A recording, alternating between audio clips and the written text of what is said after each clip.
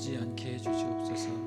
하나님, 우리의 삶 가운데 하나님께서 주시는 많은 은총과 축복, 하나님께서 또 주기를 원하시는 놀라운 은혜들을 우리가 다 누릴지라도 우리의 삶 가운데 하나님을 찬양하는 그 자리, 그 위치가 가장 영광스럽고 가장 영예로운 자리라는 사실을 잊어버리지 않게 해주시옵소서. 그래서 우리의 삶 가운데 때로는 우리의 육신이나 때로는 우리의 상황 가운데 낮은 곳을 걸을지라도, 그러나 우리가 주님을 찬양할 때 우리에게 주신 최고의 영예, 최고의 자리를 지켜내는 것인 줄 믿습니다. 하나님, 온 열방이 주님 고난받으며 고통받는 이때 오히려 이 땅의 교회와 성도들이 하나님이 주신 그 최고의 영광의 자리, 영예스러운 자리를 잃어버리지 않게 해주시옵소서. 혼자 있으나 또 함께 모여 있으나 어떤 상황에서든지 가장 영광스러운 찬양과 경배와 예배의 자리를 지켜내게 하시고 그것으로 말미암아 아름다운 열매들을 보게 하여 주시옵소서. 오늘 예배 가운데 함께 하신 주님을 찬양하며 감사를 올려드립니다. 살아계신 예수님의 이름으로 기도합니다. 아멘. 할렐루야. 아멘. 우리 하나님의 말씀 함께 나누겠습니다. 오늘 말씀은 로마서 11장 7절에서 12절 말씀입니다. 함께 말씀 읽겠습니다. 그런즉 어떠하냐? 이스라엘이 구하는 그것을 얻지 못하고 오직 택하심을 입은 자가 얻었고 그 남은 자들은 우둔하여 졌느니라. 기록된 바 하나님이 오늘까지 그들에게 혼미한 심령과 보지 못할 눈과 듣지 못할 귀를 주셨다 함과 같으니라. 또 다윗이 이르되 그들의 밥상이 올무와 덫과 거치는 것과 보응이 되게 하시옵고 그들의 눈은 흐려 보지 못하고 그들의 등은 항상 굽게 하옵소서 하였느니라. 그러므로 내가 말하노니 그들이 넘어지기까지 실족하였느냐? 그럴 수 없느니라. 그들이 넘어짐으로 구원이 이방인에게 이르러 이스라엘로 시기나게 함이니라. 그들의 넘어짐이 세상의 풍성함이 되며 그들의 실패가 이방인의 풍성함이 되거든 하물며 그들의 충만함이리요. 아멘.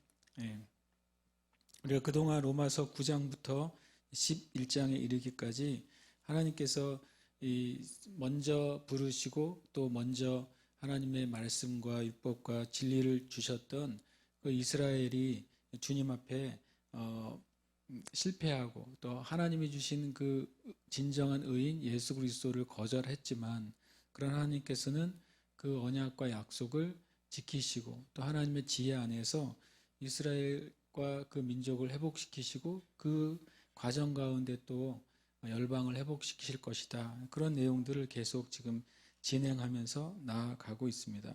오늘 또 이제 말씀 가운데 지지난주죠. 지난주에 우리 부활절에 대한 말씀을 나눴고, 이제는 주님께서 이스라엘을 버리시지 않는 이유가, 지난주에는 주님이 이미 사도 바울 자신의 증거가 이스라엘을 버리지 않으시는 주님의 증거이고, 두 번째로는 역사적으로 하나님은 그렇게 이스라엘이 하나님을 버렸을 때라도 하나님의 백성들을 남겨두셨다라고 하는 증거들이 있다는 것을 우리가 나눴습니다. 그래서 이 시간 또 이제 좀 그 말씀에 이어서 질문을 하고 있는 것을 보게 됩니다. 7절에 보면 그런즉 어떠하냐? 이스라엘이 구하는 그것을 얻지 못하고 오직 택하심을 입은 자가 얻었고 그 남은 자들은 우둔하여 졌느니라. 이렇게 이제 말씀을 하고 있어요. 영적인 실패에 대한 이제 결과들을 먼저 제가 좀 나누고 싶은데, 그러면 이제 영적인 실패가 무엇이냐? 1차적으로 7절에 보면 이스라엘 백성들이 그 하나님 앞에 실패했습니다. 예수님을 메시아로 받아들이고 인정하는데 실패했고, 하나님의 뜻을 순종하는데 실패했어요. 그런데 우리 삶에 있어서 과연 그럼 우리의 삶에 있어 영적인 실패는 무엇일까? 만약에 이제 제가 나누려고 하는 영적인 실패의 결과들 할 때 그 영적인 실패가 구원을 잃어버린 것이라든지 완전히 진리로부터 떨어지는 것 이라고 말한다면, 뭐 영적인 실패의 결과들 굳이 이야기할 필요가 없잖아요. 영적인 실패가 구원을 잃어버린 것이다. 그럼 뭐 더 이상 결과는 이제 필요가 없는 거죠. 잃어버렸는데 뭐 그 다음에 결과가 있겠어요. 그러나 제가 나누고 싶은 영적인 실패는 저도 경험할 수 있고 여러분도 경험할 수 있는 것을 가지고 나누고 싶은 겁니다. 여기서 영적인 실패는 우리의 일상과 삶에서 진리를 온전히 붙잡지 못하는 것이 영적인 실패라는 의미로 제가 나누고 싶습니다. 예수님이 길이요 진리요 생명이시잖아요. 그러니까 예수님 자신이 온전한 그리고 온전하고 유일한 진리가 되시죠. 근데 우리가 우리의 삶이 그리스도인이라고 불려지는 삶이 결국에는 예수님을 따라가는 삶이고 예수님을 신뢰하는 삶이고 그리고 예수님이 하신 것처럼 우리도 살아가는 삶이 그리스도인의 삶인데 그 삶을 우리가 실패하는 것을 제가 영적인 실패라고 먼저 전제를 두고 말씀을 나누려고 합니다. 그런 차원에서 보면 우리가 주님을 따라가기를 원하고 또 주님을 끝까지 신뢰하기를 원하지만 때때로 어떤 환경과 또 어떤 문제들이 부딪힐 때 온전히 주님을 따라가는데 실패하는 그 경험들을 우리가 맛보게 됩니다. 아주 신실했던 사람이라 할지라도 때로는 어떤 상황과 일에 부딪혔을 때 온전히 주님 앞에 그것을 다 맡기지 못할 때도 있어요. 그러나 그것을 다 우리가 누구나 실패하니까 나도 실패해도 괜찮아. 그런 식의 위안을 주기 위해서 오늘 말씀을 나누는 것은 아닙니다. 실은 우리는 영적인 성공을 위해서 살아야죠. 세상의 성공이 아니라 우리가 매일매일의 영적인 성공을 경험해야 돼요. 그래서 영적인 성공을 경험할 때 우리의 심령이 더 밝아지고 더 소망과 기쁨이 넘쳐나게 될 거예요. 저와 여러분이 지난 한 주간 한번 돌아보시면 좋겠어요. 여러분 지난 한 주간 동안 삶 가운데 영적인 실패를 경험해서 내 마음에 내가 또 주님의 뜻을 쫓아가는데 이번에 내가 또 실패했구나 했던 경험들이 많으세요? 아니면 내가 지난 한 주간 돌아볼 때 그래도 내가 주님의 뜻을 따르려고 노력했고 그 은혜가 나에게 있지 라고 여러분 느끼세요? 그것은 누구도 이제 평가를 해주거나 답을 해줄 수가 없겠죠. 만약에 주일날 교회에 왔을 때 이제 한 주간의 영적인 삶에 대해서 뭐 체크를 해봅시다 라고 해가지고 우리가 BIR 매주 그 쪽지 시험을 보듯이 쭉 리스트가 한 100가지 있어가지고 쫙 체크를 한다고 생각해 보세요. 기도 생활을 어떻게 했는가, 또 내가 말씀을 어떻게 읽었는가, 이런 거는 뭐 다 체크할 수 있는데 내가 뭐 화가 날 때 내가 어떻게 반응을 했는지, 또 내가 누군가를 고의적으로든 또는 실수로든 속이지 않았는지, 아니면 내가 말을 늘 주님 앞에 성경에서 말씀하신 것처럼 선하고 거룩하고 믿음의 말을 했는지, 아니면 내 생각 가운데 일어나는 악한 생각들에 대해서 내가 어떻게 처리를 했는지, 또 내 하루의 일상의 24시간의 삶을 내가 정말 건전하고 그리고 또 경건하게 내 시간들을 드렸는지, 뭐 이렇게 만약에 교회 왔을 때 이렇게 한 100여 가지 체크리스트를 쭉 가지고 만약에 잘했다, 보통, 나쁨, 최악 뭐 이런 식으로 체크를 해놓으면 그럼 그걸 체크한다고 우리의 영적인 삶이 제대로 100% 그게 다 점수가 정확하게 나올까요? 그렇지 않아요. 진짜 내 삶에 대한 증거는 먼저 첫 번째 열매는 여러분과 저의 마음 안에 있어요. 심령 안에 있어요. 우리가 성령의 열매 이렇게 말하는데 성령의 열매는 다 어디에 맺혀지는 거예요? 우리 심령에 먼저 맺혀지는 거예요. 성령의 열매, 사랑, 희락, 화평 이렇게 말할 때 희락, 맨날 웃고 다닌다고 그 사람이 성령의 열매냐? 그렇지 않아요. 성령의 열매로서의 희락의 열매가 있다고 하는 것은 저와 여러분에게 심령 안에 주변의 어떤 여건에도 관계없이 내 안에 하나님 때문에, 또 내 안에 영원한 천국 때문에, 또 내가 구원받은 것 때문에, 그리고 지금 하나님이 나와 함께 하시는 것 때문에 생기는 뭔가 밝은 기쁨이 내 안에 있는 게 성령의 열매예요. 내 안에 밝은 그 기쁨과 희락이 있으니까 누군가 대화할 때 어떤 상황이 나타날 때 자연스럽게 그 희락의 그 모습과 말과 행동이 드러나는 것. 그것이 이제 성령의 열매로서의 희락이라는 거죠. 그러니까 모든 첫 번째 열매는 우리의 심령에 맺혀지는 거예요. 그 심령에 맺혀진 그 결과물이 우리의 육을 통해 나타나는 거예요. 한 주간 동안 여러분과 제가 바라기는 영적인 그 승리의 삶을 살아왔기를 먼저 축복합니다. 그러나 혹 우리의 삶의 영적인 성공을 내 마음에 온전히 살지 못했다라고 할지라도 마귀가 주는 정죄가 아니라 성령님께서 우리에게 권면하시고 또 성령님께서 우리에게 깨닫게 하시는 그 말씀으로 저와 여러분이 받기를 축복합니다. 똑같이 우리가 죄를 지었을 때, 똑같이 우리가 진리의 길을 벗어났을 때 성령님도 우리에게 말씀하세요. 그리고 마귀도 우리에게 말합니다. 마귀가 말할 때는 어떤 마음이 우리에게 들까요? 쓴 마음이나 두려운 마음이나 실패의 마음이나 정죄의 마음으로 그 죄를 깨닫게 되는 거예요.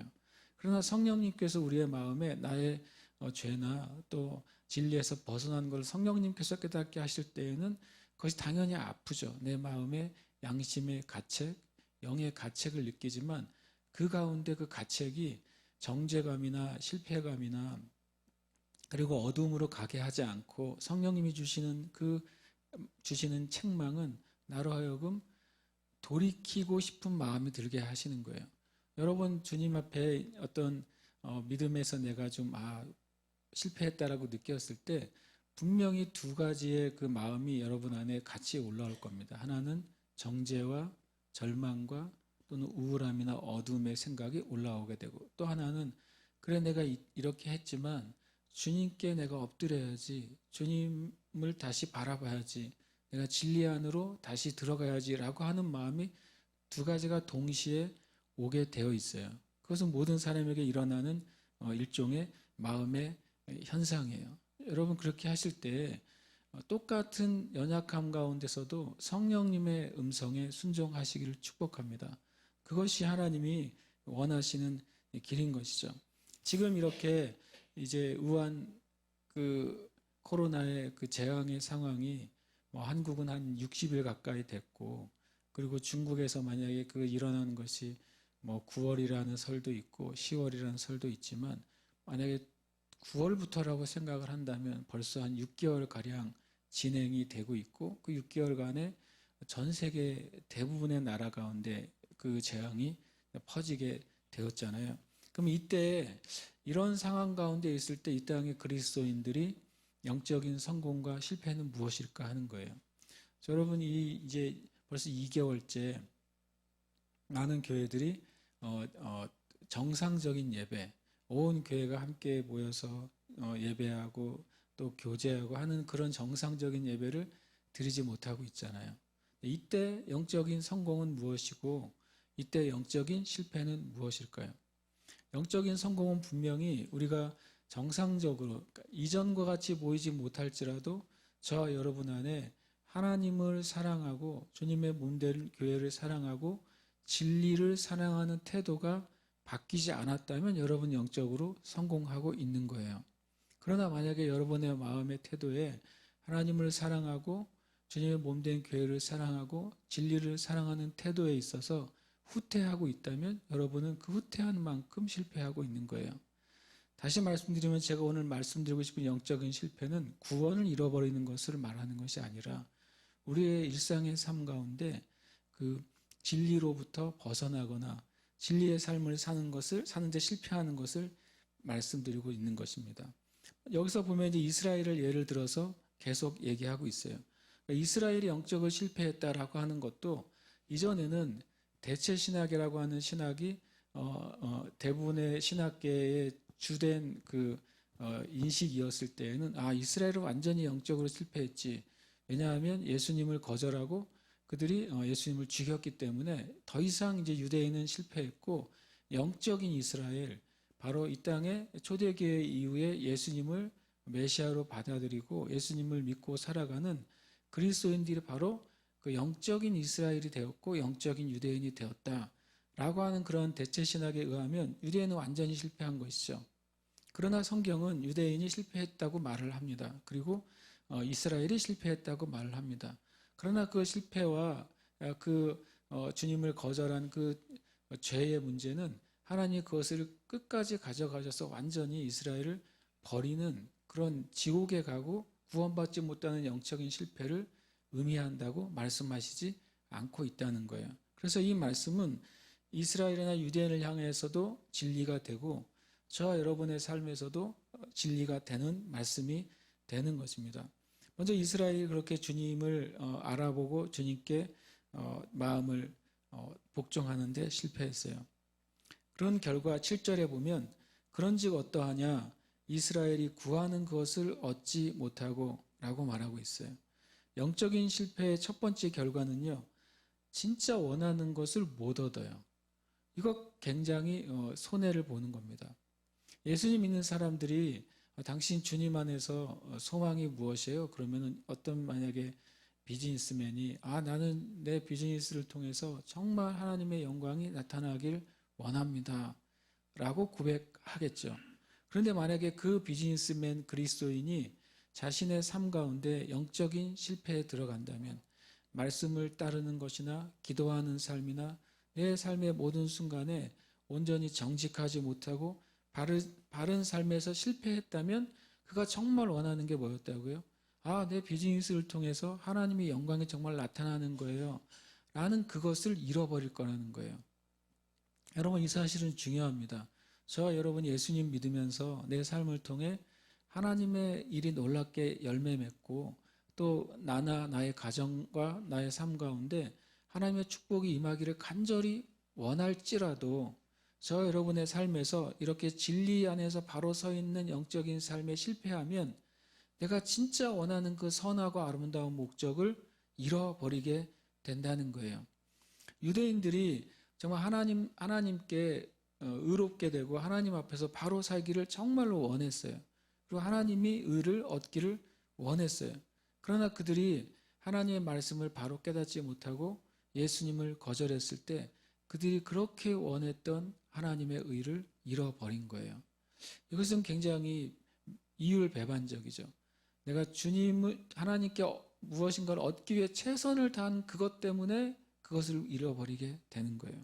그래서 길을 바로 보지 않으면 우리가 원하는 것을 잃어버리게 돼요. 참으로 안타깝게도 이스라엘과 유대인들이 1차적으로 정말 그들이 원했던 것을 잃어버린 거예요. 저와 여러분이 매일매일의 일상의 그 믿음의 성공, 영적인 성공이 얼마나 중요한지를 깨달아야 돼요. 그 매일매일의 내 삶의 일상의 그 영적인 성공이 결국에는 내 삶, 인생 전체를 향한 주님의 부르심, 그리고 내가 주님을 위해서 품고 있는 그 꿈과 비전을 이루는데 가장 중요한 요소라는 것을 우리는 잊어서는 안 되는 것입니다. 두 번째로 영적인 실패의 그 결과는 바로 영적인 혼미함의 상태가 되어버리는 거예요. 7절에 보면 그 남은 자들은 우둔하여졌다 이렇게 말씀하고 있어요. 그러니까 이 영적인 실패의 결과가 하나님의 의를 얻는데도 실패했고 그 다음에 그들이 마음이 오히려 우둔해졌다. 우둔해졌다고 하는 말은 뭐냐면요. 그 배우기를 싫어하는 마음이 우둔한 마음이에요. 신기하게도요. 바보가 우둔한 마음이 아니라 배우기를 싫어하는 마음. 그래서 마음을 닫고 눈이 먼 사람들을 말해요. 가끔 보면 예전에 그 교회 이제 아주 전통적인 교회 가면 전통적인 교회만 그런 게 아니겠죠. 만약에 이제 어떤 목사님들이나 어떤 이제 성도들과 관계가 안 좋다고 생각해 보세요. 그러면 그 목사님은 설교를 딱 하려고 그러면 그 관계가 안 좋은 분들은 어떻게 행동을 취할까요? 일단 팔짱을 딱 낍니다. 그 다음에 팔짱을 딱 끼고 이렇게 뒤로 약간 이제 이렇게 고개를 젖혀가지고 이렇게 싹 보죠. 그리고 좀 시간이 지나면 눈을 지그시 감습니다. 그러면서 어디 한번 목사님 말해 보세요. 이런 태도가 되는 거죠. 피곤하고 힘들어서 조는 거야. 뭐 그거 그런 태도하고는 관계 없는 거예요. 이런 태도를 말하는 거예요. 우둔함은 뭐냐면 하나님 앞에서 배우기를 거절하는 마음. 그래서 그것 때문에 마음과 눈이 어두워지는 거예요. 근데 하나님이 그런 사람들에게 뭘 주시냐면요. 8절에 보니까 혼미한 심령을 주신다고 말했어요. 이 혼미한 심령. 혼미한 심령의 원래의 뜻은 뭐냐면요. 마비의 영이에요. 굉장히 재밌는 표현인데 어떤 사전에 보니까 이렇게 나와 있더라고요. 혼미한 심령을 그대로 말한다면 마비시키는 영이라고 표현이 되어 있어서 굉장히 제가 너무 리얼하게 표현이 돼 있다라고 말했어요. 하나님이 왜 배우길 싫어하고 하나님에게 마음과 눈을 닫은 사람들에게 왜 그 영을 마비시킬까라고 하는 거예요. 만약에 하나님 앞에 배우길 싫어하는 사람, 그리고 하나님의 뜻을 듣기를 원하지 않는 사람에게 하나님의 계시가 임하면 어떻게 될까요? 마치 이와도 비슷해요. 아담과 하와가 하나님의 뜻에 불순종했어요. 그리고 아담과 하와가 선악을 알게 하는 지식의 나무를 먹게 됐고, 그래서 그들의 영 안에 수치심과 두려움이 들어오게 됐어요. 그러니까 그들이 하나님의 법을 떠난 것이죠. 근데 하나님이 그 다음에 행하신 조치가 한 가지 있어요. 여러 가지 말씀하셨지만 실제로 하나님의 행동으로 하신 조치가 뭐였죠? 그들을 에덴에서 쫓아내시는 조치를 하셨어요. 그리고 그 다음에 행하신 조치가 이 생명나무로 가는 길을 어떻게 하셨어요? 막으셨어요. 왜 그렇게 하셨을까? 그때 주님이 이런 표현을 씁니다. 그들이 이제는 선악을 알게 하는 지식의 나무를 열매를 먹고 우리와 같이 되었다. 그 말은 뭐냐면 선악을 알게 하는 열매를 먹은 아담과 하와가 하나님이 되었다는 의미가 아니라 하나님처럼 자기 스스로 선과 악을 판별하는 상태가 됐다는 거예요. 실은 온 우주 가운데 선과 악을 결정할 수 있는 분은 원래 누구밖에 없으신 거예요? 하나님밖에 없으신데 인간이 선악을 알게 한 나무 열매를 먹는 순간 하나님의 기준 말고 뭐가 생긴 거예요? 자기의 기준이 생겼어요. 타락한 인간에게 있어서 기준은 뭐예요? 육적인 기준이 되는 거예요. 진짜 진리를 진리로 판별하는 게 아니라 나에게 유익하고 나에게 쾌락을 주고 나에게 도움이 되는 것을 옳다고 말하는 거예요. 나에게 무익하고 나에게 도움이 안 되고 나에게 쾌락을 주지 않는 것은 뭐라고요? 그르다고 말하는 거예요. 그것이 바로 인간이 타락함으로 생긴 하나님 같이 된 부분, 자기의 기준을 가지고 선과 악을 판단하게 된 거예요. 자기의 기준을 가지고 선과 악을 판단하게 된 아담과 하와가 다시 손을 뻗어서 생명나무의 열매를 먹게 되면 어떻게 되겠어요? 영원히 사는 것이죠. 영원히 사는 존재가 됐는데 선과 악의 기준이 망가진 존재. 그래서 영원히 저주받는 존재가 되는 거예요. 그래서 마치 타락한 아담과 하와에게 하나님께서 생명나무의 길을 막으셔서 오히려 그들이 나중에 그 죄로부터 회복된 다음에 영생을 주시기를 원하셨던 것처럼, 그래서 이스라엘도 마찬가지로 그들이 하나님의 말씀을 받기를 거절해서 우둔해졌어요. 그들에게 하나님께서 구원의 기회를 주셔야 되는데, 그래서 그들이 구원의 기회를 얻을 때까지 뭘 허락하신 거예요? 혼미한 심령 가운데 그들이 드러나가게 하신 것입니다. 이것은 1차적으로 보면 하나님이 빨리 깨닫게 하시면 얼마나 좋아요. 분명히 말씀드리지만 하나님은 우리에게 무엇인가를 억지로 하게 하지 않으세요. 하나님은 우리가 생각하는 것보다 너무나도 높은 수준으로 인격적이세요. 그 하나님의 인격적인 것을 인간이 참 악하고 교묘하고 악랄하게 이용하는 것이죠. 하나님은 정말 인격적이셔서 우리가 하나님이 우리에게 주신 자유로운 그 사랑의 선택을 가지고 하나님을 선택하기를 원하시고, 하나님은 우리에게 주신 그 자유로운 사랑의 선택으로 진리를 선택하기를 원하세요. 그래서 그렇게 될 때까지 기다려 주시는 것이 하나님의 정말 한량없는 사랑이에요. 우리가 그 사랑을 오해하고 그 사랑에 대해서 비판하는 것은 정말 우리가 아직도 우둔하다고 하는 증거가 되는 거예요.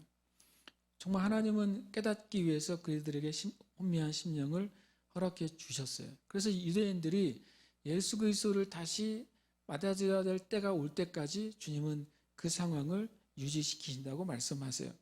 이 말씀은 특별히 이사야 29장 10절에서 11절 말씀하고 신명기 29장 3절과 4절의 이 두 가지 말씀을 이 사도 바울이 이 8절에서 로마서 11장 8절에서 아주 놀랍게 이렇게 조합을 해 놓았습니다. 그래서 하나님이 말씀하시는, 하나님이 오늘까지 그들에게 혼미한 심령과 보지 못할 눈과 듣지 못할 귀를 주셨다. 영적인 혼미함의 상태가 도대체 무엇을 의미하는지를 사도 바울이 이 이사야 29장과 신명기 29장의 말씀을 인용하는 것을 통해 우리에게 가르쳐 주고 있어요. 당연히 성경을 읽을 때 구약의 말씀을 인용하면 그 구약의 말씀을 펼쳐 봐야 되겠죠. 그 첫 번째 말씀이 이사야 29장 10절에서 11절 말씀이에요. 함께 말씀 읽겠습니다. 시작. 대저 여호와께서 깊이 잠들게 한 영을 너희에게 부어주사 너희의 눈을 감기셨음이니 그가 선지자들과 너희의 지도자인 선견자들을 덮으셨음이라. 그러므로 모든 계시가 너희에게는 봉한 책의 말처럼 되었으니. 아멘. 실제로 어떤 분들은 우리가 예배하고 설교 들을 때 우리가 졸거나 자는 것은 굉장히 실은 영적으로 우리에게 경고라고 하는 말을 할 때가 있어요. 이 분명히 주님께서 잠들게 하는 영이라고 표현을 하셨다는 게 참 놀랍죠. 그럼 잠들게 하는 영, 아까 말한 것처럼 그런 이제 혼미한 심령의 상태가 되는데, 그 마비의 영의 상태가 되는데 도대체 무엇으로부터 마비가 될까? 무엇으로부터 혼미가 될까? 그것은 바로 하나님의 말씀에 대한 혼미함이에요. 선지자들과 선견자들이 이제는 이스라엘 백성 가운데서 말씀을 깨닫지 못하는 상태가 되었다라고 이사야 29장에서는 말씀하고 있는 거죠. 그래서 뭐라고 표현하면 선지자들은 너희의 눈과 또 머리의 역할을 한다고 말씀하고 있어요. 그러면서 그 모든 계시가 그 잠들게 하는 영의 상태가 된 선지자들과 선교자들이 그 계시가 봉한 책의 말처럼 된다는 거예요. 하나님의 말씀을 읽는데 그 뜻이 깨달아지지 않고 하나님의 메시지를 듣는데 그 의미가 이해가 되지 않는 상태가 되는 것. 그것이 바로 영적인 실패의 그 결과들이에요. 여러분, 저와 여러분이 하루에 성경을 100장씩 읽는다고 생각해 보세요. 그러나 내 실제 영적인 삶에서 계속 실패하게 되면 말씀을 100장은 읽으나 내가 진리를 따라 말하고 선택하는 데 실패하게 되면 그 100장에 읽은 말씀이 마치 봉한 책처럼 깨달아지지 않는다는 거예요. 이것이 주님께서 영적인 실패 안에 들어가 있는 이들에게 주어지는 결과라고 말씀하고 있어요. 여러분, 저와 여러분의 삶 가운데 우리가 하나님께 약속으로 받은 것을 얻길 원하잖아요. 저와 여러분의 삶 가운데 하나님의 말씀을 더 깨닫게 되기를 원하잖아요. 정말 그렇게 원한다면 저와 여러분의 매 일상의 삶에서 진리를 따라서 걷는 삶을 훈련해야 돼요. 그렇지 않으면 내가 정말 원하는 것들을 오히려 잃어버리게 되는 거예요. 신명기 29장 3절 4절은 또 이렇게 말씀하세요. 그 큰 시험과 이적과 큰 기사를 내 눈으로 보았느니라. 그러나 깨닫는 마음과 보는 눈과 듣는 귀는 오늘 여호와께서 너희에게 주지 아니하셨느니라. 그래서 좀 우리가 깊이 생각해 봐야 돼요. 왜냐하면 하나님께서 이스라엘 백성에게, 출애굽한 이스라엘 백성에게 큰 시험과 이적과 기사를 보게 해주셨다는 거예요. 큰 시험과 이적과 기사가 뭐예요? 1차적으로는 그 모세와 아론을 통해 베푸신 10가지 대재앙이겠죠. 그 놀라운 재앙 가운데서도 하나님께서는 이스라엘 백성과 애굽인들을 구별하시면서 하나님이 어떤 분이신지를 가르쳐 주셨단 말이죠. 또 하나님께서는 이스라엘 백성에게 또 시내산에서 놀라운 광경을 통해서 하나님께서 말씀을 주셨어요. 물론 바다를 가르시는 놀라운 기적, 홍해를 갈라서 그 이스라엘 백성을 마른 땅처럼 건너게 하시는 기적을 누가 체험했어요? 이스라엘 백성이 체험했다는 거예요. 그런데 참 신기하게도 주님이 깨닫는 마음과 보는 눈과 듣는 귀는 주지 않았대요. 하나님이 역사상 가장 큰 기적들은 이스라엘 백성이 경험하게 허락해 주시고서는 하나님의 말씀을 깨닫지는 못하게 하셨다. 하나님이 왜 그러셨을까요? 이 신명기 말씀을 보고 또 이사야서의 말씀을 보면 그것이 바로 이스라엘 백성의 태도 때문인 거예요. 하나님 말씀을 듣기 싫어하는 그들의 마음, 하나님 말씀에 복종하기 싫어하는 그들의 마음 때문에 하나님께서 그 이상 다음에 있어야 될 깨닫는 마음과 보는 눈과 듣는 귀는 주지 않으셨다는 거예요. 유대인들이 율법에 너무 마음을 들인 나머지 하나님께서 모세를 통해서 하나님께 나아가는 통로, 의를 받는 통로, 참된 진리의 통로로 주신 율법을 하나님을 만나기 위한 통로가 아니라 그 율법 자체에 그들이 마음이 빼앗기고 율법으로 말미암아 그들의 눈이 가려졌을 때 더 이상 하나님의 말씀을 듣고 싶어 하지 않은 거예요. 율법적인 하나님의 백성이 되고 그리고 행위적인 하나님의 백성이 되었을 때 하나님은 그들의 눈과 귀를 막으셨어요. 그들이 그것을 버릴 준비가 될 때까지 그들이 주님 앞에 그 마음을 바뀔 때까지 그렇게 주님께서 상태를 허락해 주셨다는 거예요. 참 마음이 아픈 것은 때때로 어떤 큰 영적인 경험을 경험하는 분들이 의외로 하나님의 말씀은 깨닫지 못하는 것을 제가 보게 돼요. 제가 어떨 때는 그게 굉장히 신기했어요.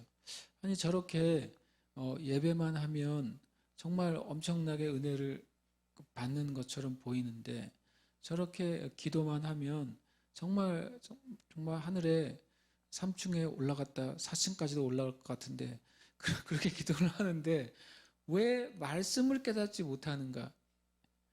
그게 실은 제가 이제 말씀을 전하거나 또 목회를 하거나 또 여러 사람을 만날 때 가지게 되는 굉장히 큰 의문이었어요. 그리고 엄청나게 또 이제 경험상으로도 정말 신령한 경험들, 영적인 체험들을 많이 하는 이들을 제가 보는데 그들이 말씀을 깨닫지 못해요. 그래서 제가 이거는 도대체 어떻게 해석해야 될까? 라는 의문을 가진 적이 꽤 많습니다. 왜냐하면 저는 누가 이제 기도해 준다 그러면 저도 기도를 받으러 많이 나가거든요. 기도를 받으러 가면 다른 옆에 있는 분들은 기도 받기도 전에 그분이 기도하기 전에 알아서 쓰러지더라고요. 근데 나는 기도를 받아도 안 쓰러지고 기도를 해주는 분이 살살 밀면서 기도해도 안 쓰러지고 끝까지 나는 내가 일부러 그분을 싫어해서도 아니고 기도를 받기 싫어서도 아니고 은혜를 사모하지 않아서도 아니고 그렇거든요. 그래서 주님께 회개한 적도 많아요. 주님 저는 왜 이렇게 주님 앞에 좀 버티고 서 있나요? 근데 나중에 보니까 꼭 기도받을 때 쓰러져야 되는 것도 아니고 꼭 기도할 때 쓰러지지 않는다고 하나님의 은혜가 임하는 것도 아니라는 것을 나중에 더 알게 됐지만 그런데 반대로 정말 엄청나게 영적으로 민감하고 영적인 체험이 있는 분들을 제가 많이 만나는데 그분들과 말씀을 나눌 때마다 놀랍게 제가 이제 마음에 아쉬움은 뭐냐면 말씀이 이렇게 말하고 있습니다라고 말할 때 그 말을 이해를 못하는 거예요. 그게 참 저에게 궁금했는데 신명기 말씀을 보니까 이것이 참 주님의 해답이에요. 제가 그 모든 분들을 온전히 판단할 수는 없지만 하나님의 그 분별과 하나님의 차원에서는 우리의 마음이 하나님 앞에 정말로 열려있지 않을 때 무엇보다도 우리의 삶이 영적으로 승리하는 삶을 살고 있지 못할 때 하나님은 말씀에 대해서 깨닫는 것을 막으신다는 거예요. 내가 영적인 큰 체험을 했는데 내 삶에 조금의 인내함도 나타나지 않고 내 삶에 하나님의 큰 기적을 체험했는데 내 입술에 그 믿음의 말과 진리의 말은 조금도 나타나지 않고 그리고 내가 정말 큰 계시를 체험했는데 그러나 내 삶에 조금도 용서함이 없는 삶을 살면 하나님은 뭘 막으시냐면 진리를 깨닫는 그 마음을 막으신다는 거예요. 참 어떤 면에서는 굉장히 두려우신 하나님이에요. 주님이 이런 말씀을 하셨어요. 개나 돼지에게 너의 진주나 귀한 것을 주지 마라. 예수님이 이렇게 말씀하셨잖아요. 근데 예수님은, 하나님도 그렇게 하시는 거예요, 실제로. 하나님의 진주와 하나님의 보석과 같은 하나님의 말씀을 아무에게나 안 주시는 거예요. 아무에게나. 그것이 바로 성경에서 말씀하시는 놀라운 하나님의 뜻이에요. 하나님은 오늘도 우리에게 이 로마서 말씀 가운데 하나님이 숨겨주신 진리나 하나님이 숨겨주신 그 보석이나 그런 것들을 가지고 계실 거예요. 그러나 만약에 제가 혹 말씀을 전하는 저조차도 만약에 하나님 앞에 내 영적인 삶에서 실패하면서 내가 하나님의 진리의 길을 가지 않으면서 설교는 그럴듯하게 하고 있다. 그럼 하나님은 저에게 무슨 조치를 취하시겠어요? 말씀을 정말 깨닫지 못하게 하실 겁니다. 이제 여러분도 마찬가지죠. 여러분과 제가 같이 말씀 앞에 있을 때 내 삶의 진리의 삶에 순복하는 그런 영적인 삶에 실패한다면 그러면 반대로 진리를 깨닫지 못하는 그 자리에 이르게 될 거예요. 여러분과 제가 우리의 마음의 상태에서 또 내 삶에서 진리에 순복하는 삶, 그 삶을 더 훈련하게 되시길 축복합니다. 9절에 보면 그 영적인 실패의 세 번째 결과가 실족하게 된다고 제가 이제 주보에는 올렸는데 실패하게 된다는 것입니다. 실제로 그 내 삶에서 실패하는 삶을 갖게 될 것이라고 말을 하고 있어요. 이 말씀은 이제 시편 69편 22절과 23절 말씀을 인용하고 있는데 시편 69편 22절 23절 이렇게 말씀하고 있습니다. 그들의 밥상이 올무가 되게 하시며 그들의 평안이 덫이 되게 하소서. 그들의 눈이 어두워 보지 못하게 하시며 그들의 허리가 항상 떨리게 하소서라고 되어 있습니다. 그것을 이제 사도 바울은 인용하기를 그들의 밥상이 올무와 덫과 거치는 것과 보응이 되게 하시옵고 그들의 눈은 흐려 보지 못하고 그들의 등은 항상 굽게 하옵소서. 옛날 성경은 이 항상을 영원이라고 번역하기도 했었어요. 그러나 이것은 영원이가 아니라 항상이라고 번역하는 것이 맞는데 이 항상이라는 의미는 뭐냐면 그들이 이 9절과 10절 이전에 8절과 7절처럼 하나님에 대한 마음의 태도가 온전하지 않는 동안 그리고 그들이 혼미한 심령의 상태에 있는 동안에는 계속해서 9절과 10절의 실족감의 상태에 놓이게 될 것이다 라고 말합니다. 여기서 밥상은 뭐예요? 우리 먹고 사는 것에 대한 어떤 한 가지의 표시가 되겠죠. 눈과 등은 무엇을 의미하냐면 마치 저와 같은 사람이 안경을 딱 벗으면 뵈는 게 없거든요. 그럼 뭔가를 찾으려면 어떻게 해야 되겠어요? 몸을 구부리고 손으로 더듬어서 찾는단 말이죠. 이게 그 상황이에요. 눈이 흐려져 가지고 이제 등을 구부리고 마치 노인처럼 내가 찾는 게 어디 있나라고 더듬 찾아야 되는 거죠. 그런 상태, 인생의 삶에 있어서 내 삶의 길과 상황이 시원하게 열리지 않고 그리고 내가 마땅히 얻고 취해야 될 것들이 계속 실패하고 잃어버리고 그리고 없어지게 될 것이라고 말씀하는 거예요.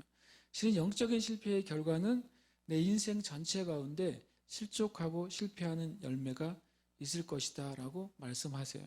저 여러분이 정말 진리를 진리로 깨닫는 것, 정말 내 삶 안에서 진리의 길을 선택하는 것은 우리의 삶에서 엄청난 그 열매들을 가져오는 것입니다. 그리고 두 번째가 하나님의 백성이 영적 실패에 대한 실패에도 불구하고 하나님이 주시는 은혜가 있다는 것을 나누고 싶습니다. 실은 이스라엘 백성이 이렇게 실패했습니다. 그런데도 하나님의 은혜가 여전히 있다는 것을 계속 나눴어요. 그러면 하나님의 은혜가 어떤 방향으로 여전히 있었는가? 첫 번째로는 하나님은 택한 자들을 구해내셨다는 거예요. 우리가 오늘 읽은 본문의 7절에 그것이 나와 있어요. 그런즉 어떠하냐? 이스라엘이 구하는 것을 얻지 못하고 오직 택하심을 입은 자가 얻었고 여기서 오직 택하심을 입은 자는 우리를 말하는 게 아니에요. 신약의 그리스도인들을 말하는 것이 아니라 사도 바울처럼 엘리야처럼 엘리야 시대에 하나님이 남겨놓은 7천인처럼 이스라엘 전체는 그 하나님의 의를 얻지 못했는데 그 중에서 하나님이 택하신 사람들을 남겨두셔서 이스라엘의 영적인 소망이 되게 하셨다라고 말씀하시는 거예요. 마치 북한이 1948년에 완전히 공산화되고 공산당 정부가 들어섰죠. 또 마찬가지로 중국에도 이제 완전히 공산당 정부가 들어섰죠. 그 두 정부가 다 무엇을 했습니까? 온 교회를 다 말살하고 사역자들을 죽이고 선교사들을 쫓아내고 그리고 성도들로 하여금 성경을 읽지 못하게 막았어요. 그것이 왜 일어났을까? 우리는 다 알지 못하지만 분명히 성경은 하나님은 공의로운 분이시기 때문에 이 땅에 일어나는 역사는 실은 하나님의 공의와 거룩함의 결과라고 말씀하세요. 중국에도 큰 부흥들이 있었고 이 북한에도 평양 부흥, 원산 부흥이라고 일컫는 큰 부흥들이 있었습니다. 그런데 우리가 다 알지 못하는 어떤 면에서 그 땅이 주님 앞에 실패한 것 같아요. 그리고 그 은혜의 영광을 지켜내지 못한 것 같아요. 그 결과 그 땅들이 중국이라는 거대한 땅이 공산국가가 되고 이 북한이라는 그 아름다운 지역이 공산국가가 되었어요. 그러나 그럼에도 불구하고 마치 이스라엘이 실패했지만 그 중에 하나님이 하나님의 택한 자들을 구해내셔서 이스라엘의 영적인 소망과 씨앗이 되게 하신 것처럼 중국 안에도 그렇게 끝까지 복음을 지키고 목숨을 걸고 지킨 그 사람들을 남겨두셨고 북한 땅에도 그 폭정과 폭압 가운데서도 믿음을 지키고 말씀을 지키는 세대를 남겨두셨다는 거예요. 그것은 참 하나님의 놀라운 은혜고 하나님의 나라에 갔을 때 그 놀라운 은혜의 열매를 우리가 진정으로 볼 수 있게 되겠죠. 이 대한민국이 하나님의 은혜로 통일이 됐을 때 전에 제가 어떤 분의 강의를 들으면서 참 감동적이어서 적어놓은 그 필기를 최근에 다시 한번 보게 됐는데 그때 그분이 이렇게 말씀을 하셨어요. 세계 역사를 자기가 살펴봤더니 그분이 이제 교수님이셨는데 살펴봤더니 한 나라나 국가가 통일이 되거나 아니면 어떤 형태로 변화될 때 그것은 대부분이 아니라 100% 그들의 지도자들이나 그들의 백성들이 계획해서 그 일이 일어난 일이 한 번도 없답니다. 단 한 번도. 다 역사적으로는 우연히 일어난대요. 나라가 우연히 쪼개지고 나라끼리 우연히 전쟁이 일어나고 그리고 또 흩어졌던 나라가 우연히 희한한 방법으로 통일되고 그렇게 된답니다.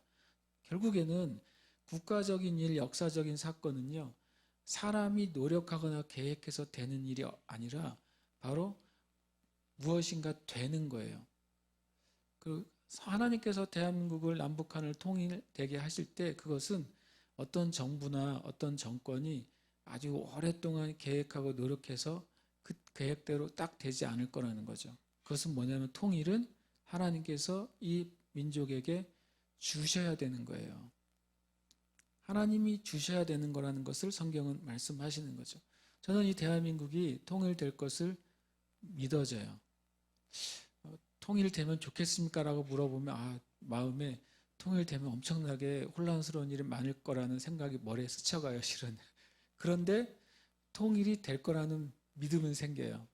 그러면 통일이 됐을 때 주님이 북한 땅 가운데 이렇게 택하여서 남겨두신 그 믿음의 소수 때문에 남한의 교회와 이 민족이 놀라운 은혜를 입게 될 거예요. 마치 그것처럼 유대인이 예수님을 따르는데 실패했지만 하나님이 남겨두신 그 택한 자들을 통해서 온 열방의 교회가 다시 놀랍게 회복되는 일을 우리는 보게 될 것입니다. 그런 의미에서 이스라엘 안에 유대인들 안에 있는 그리스도인들 또 그 땅을 위해서 기도하고 중보하는 것은 너무나도 중요하고 가치가 있는 일이 되는 것입니다. 두 번째 이 11절에 보면 그러므로 내가 넘어지기까지 실족하였느냐 그럴 수 없느니라. 이 11절의 말씀은 실은 영어 성경에 뭐라고 되어 있냐면 Again I ask 이렇게 되어 있어요.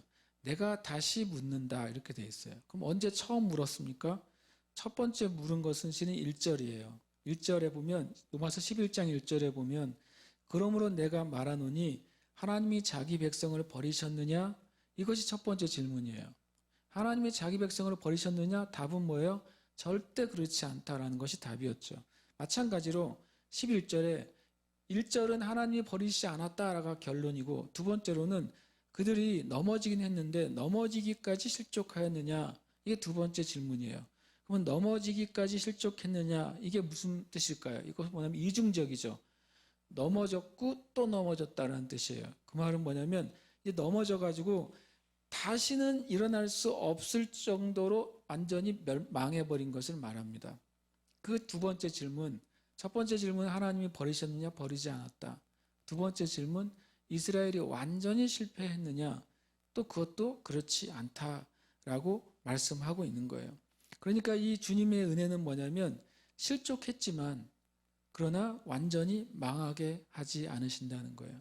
저와 여러분이 예수님 믿고 구원받아서 하나님의 자녀가 됐잖아요. 그런데 영적인 실패를 경험할 때가 있다고 그랬잖아요. 저도 영적인 실패를 경험할 때가 있어요. 그럼 주님 앞에 참담한 심령으로 심령이 돼서 주님 앞에 정말 기가 죽어서 주님께 기도할 수밖에 없거든요. 그렇지만 하나님이 하나님의 택한 자들, 구원받은 자들을 망하게 하지 않으신다. 이 사실을 우리가 믿으시길 축복합니다. 죄 짓는 것을 주님이 원하시는 것도 아니고 기뻐하시는 것도 아니에요. 그걸 그냥 봐주시는 것도 아니에요. 그러나 우리가 영적인 실패를 경험할 때라도 주님이 붙잡으시기 때문에 망하게 하지 않으시는 것이 하나님의 은혜라는 거예요. 이스라엘이 주님을 버렸지만, 예수님을 버렸지만 그들이 실족했어요. 그러나 그들이 완전히 망하게 내버려 두시지 않으신다고 성경은 말씀하시는 거예요. 하나님은 분명히 하나님의 놀라운 지혜와 하나님의 은혜가 우리에게 있다고 성경은 말씀하세요. 또 세 번째로는 참 놀라운 하나님의 지혜인데요.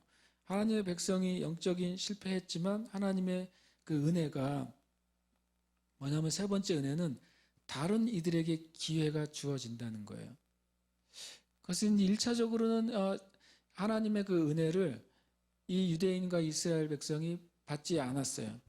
그럼 그것이 그냥 깨어진 그 병처럼 사라져 버리는 것이냐? 깨어진 병 안에 있는 물처럼 사라지느냐?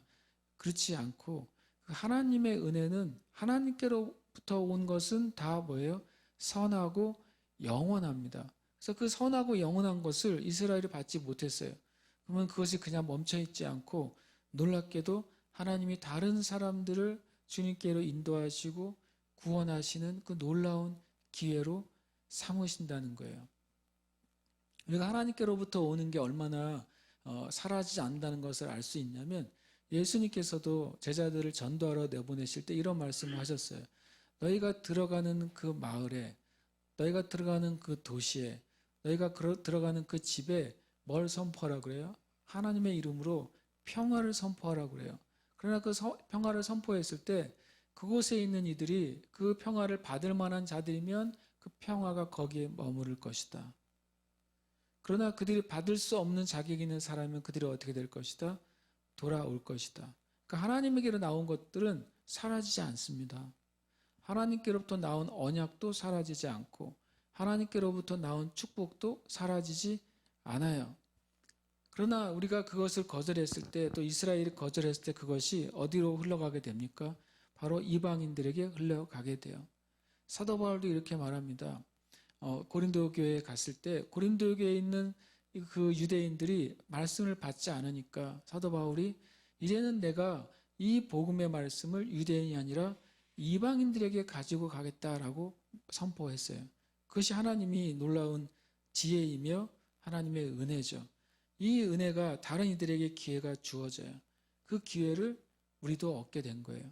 우리가 태생적으로는 유대인이 아니기 때문에 이방인이죠. 그러나 유대인들이 오히려 그 하나님을 붙잡는 데 실패한 그 결과 때문에 하나님은 그것을 헛되게 하지 않으시고 저와 여러분에게까지 진리와 구원이 오게 하신 거예요. 그것이 하나님의 참 놀라운 지혜이며 은혜입니다. 또 예수님께서 또 계시록에서 에베소 교회가 첫사랑과 첫 행위를 회복하지 않을 때에는 내가 이 촛대를 옮기리라 그랬어요. 주님이 내 이 촛대를 꺼버릴 거야. 촛대를 부숴버릴 거야. 너희들이 첫사랑과 첫 행위를 회복하지 않으면 아예 그것을 없애버릴 거야. 라고 말씀하신 게 아니라 옮기리라 그랬어요. 옮긴다고 하는 것은 하나님이 그 에베소 교회에 주셨던 기름과 은혜를 없애는 게 아니라 옮긴다는 것은 무엇입니까? 누군가 다른 사람, 누군가 다른 사역, 누군가 다른 교회로 옮기시겠다는 거잖아요. 하나님은 참 놀랍게도 하나님의 것들을 조금도 손해보지 않으시고 하나님은 역사하신다는 거예요. 그러나 제일 좋은 건 뭐예요? 주님 나에게 주시기로 한 것이 다른 사람에게 옮기는 게 싫고 미워서가 아니라 주님의 은혜를 내가 더 사모해서 우리가 그것을 떠나가게 하지 않으시기를 축복합니다. 그 다음에 주님의 은혜는 뭐냐면 12절에 이렇게 말씀하세요. 그들의 넘어짐이 세상의 풍성함이 되며 그들의 실패가 이방인의 풍성함이 되거든. 이 풍성함은 구원의 풍성함이죠. 원래 먼저는 주님의 계획은 뭐예요? 구원의 첫째는 뭐예요? 유대인에게요. 그 다음에 헬라인에게로다. 복음이 첫째는 유대인에게요. 그 다음에 헬라인에게로다. 하나님의 계획은 구원과 복음이 하나님이 처음 선택하시고 그 말씀을 주신 이스라엘과 유대인들에게 풍성하게 먼저 가득 차기를 원하시는 것이 하나님의 계획이었던 것이죠. 그 다음에 그 풍성한 은혜가 또 온 열방으로 흘러가는 것이 주님의 계획이었어요. 그 계획이 얼마나 오래된 계획이냐면 아브라함 때부터 그 말씀하신 것이죠. 내가 너로 복의 근원이 되게 하고, 이 원어의 의미는 내가 너로 복이 가득한 상태, 복 자체가 되게 하고 그것이 흘러서 모든 민족이 너로 말미암아 복을 받게 하리라. 이것이 아브라함에게 주신 언약이고 말씀이잖아요. 그래서 하나님이 늘 그 태도를 늘 유지하시는 거예요. 하나님의 백성에게 먼저 충만하게 하시고 그리고 흘러가게 하신다. 그런데 그들이 그것을 거절했어요. 그러니까 그들이 거절하니까 그 하나님의 충만한 것이 이 세상에 흘러가기 시작했어요. 그것이 버려지지 아니하고 이방인들에게 흘러갔죠. 당시에 로마라는 대제국을 통해서 당시에 전 세계로 흘러갔어요.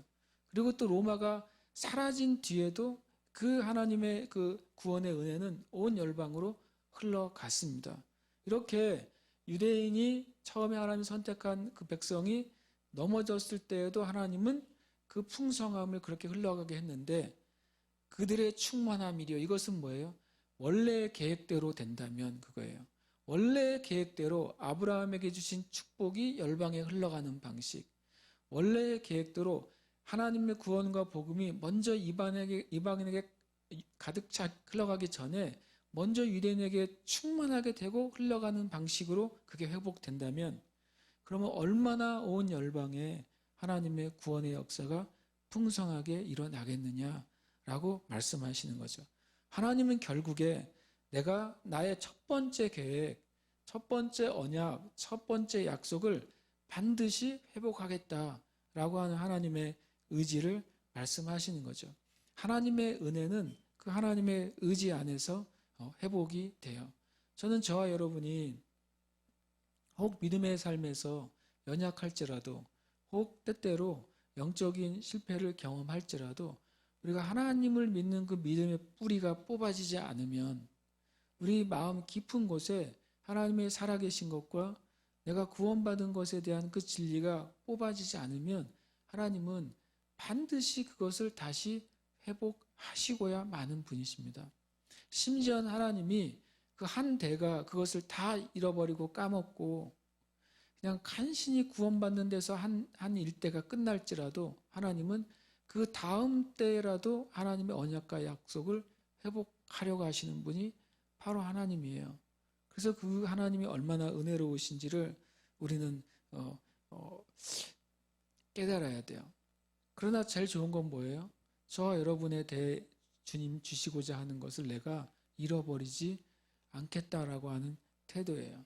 우리는 잃어버려는 안 됩니다. 심지어는 좀 더 영적인 욕심이라고 할까요? 영적인 갈망을 갖는다면 주님, 우리의 선대, 우리의 아비 세대 그리고 그 전 선대에서 주님이 주고자 했던 것을 잃어버린 것이 있다면 주님, 나에 대해서 그것을 다시 회복하는 은혜를 달라고 우리는 주님께 구해야 될 것입니다.